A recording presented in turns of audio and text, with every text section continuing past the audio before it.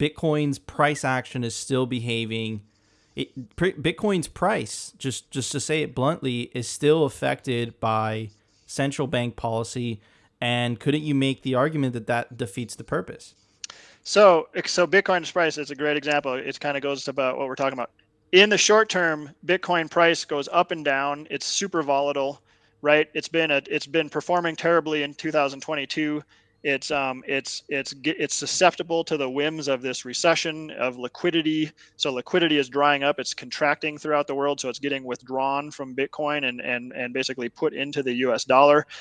In the long run, though, right? That's what people always say: zoom out, zoom out, zoom out. Why do they say zoom out? Because if you zoom out, all it does is go up and to the right, just like monetary expansion is going up and to the right with fiat currencies. So in the long run, it's an amazing hedge against monetary inflation, against the debasement of currency and the expansion of the money supply.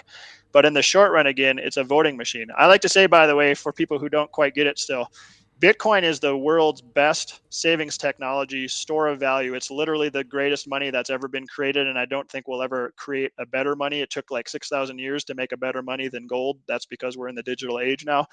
Um, in the long run, that's going to be reflected in the price, and we've already seen that be reflected in the price. But in the short run, we're still in price discovery phase. Bitcoin has not even come close to achieving its value as the world's reserve currency, the world's reserve asset.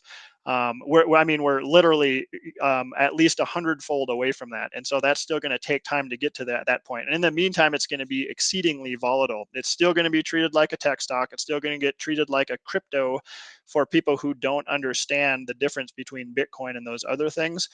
That's why we have a ton of education to do. I would say at best, maybe 1% of the world's population understands what Bitcoin is, and I actually think that's being generous.